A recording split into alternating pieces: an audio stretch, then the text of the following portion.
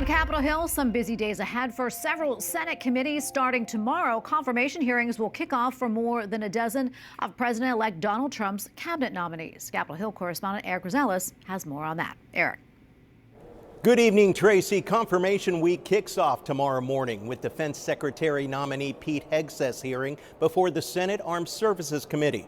The former Fox News host has been dodged by allegations of sexual misconduct and even financial mismanagement of nonprofits.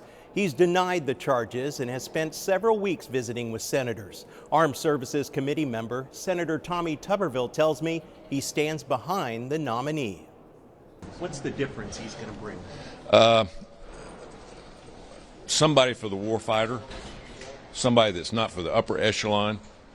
He's to make the military stronger, better, better trained, put the money in the right spot. But committee Democrats are making clear the serious allegations and lack of experience disqualify Hegseth from the top defense job. We need someone who will be sober, who is someone who has gained the respect and trust of the troops, and someone who has demonstrated that he can actually manage an organization, not just of 40 people, which has been his experience, but that he's really ready to take on an organization of 3.5 million people. Other high-profile nominees facing lawmakers include Doug Burgum for Interior Secretary, but Senate Minority Leader Chuck Schumer says his background checks aren't done and is questioning what's the rush.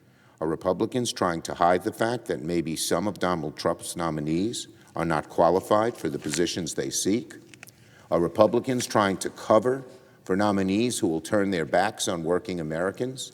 Other notable confirmation hearings this week include on Wednesday, Senator Marco Rubio for Secretary of State, Pam Bondi for Attorney General, Kristi Noem for Homeland Security Secretary, and Chris Wright for Energy Secretary. On Thursday, Pam Bondi will have her second day of hearings. A confirmation hearing hasn't been set yet for Tulsi Gabbard to be National Intelligence Director. Republican Senator and Intelligence Committee member James Lankford says he's a yes after Gabbard assured him she supports FISA, a key intelligence gathering tool. There have been quite a few changes that we've made in Congress to make sure we're protecting the civil rights of Americans.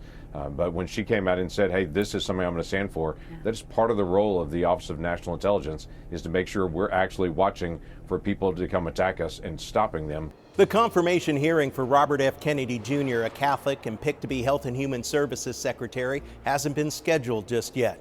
Republicans say that they're aiming to confirm several of the nominees, including Marco Rubio, as early as next week, just after Trump is sworn in. At the Capitol, Erik Rosales, EWTN News Nightly.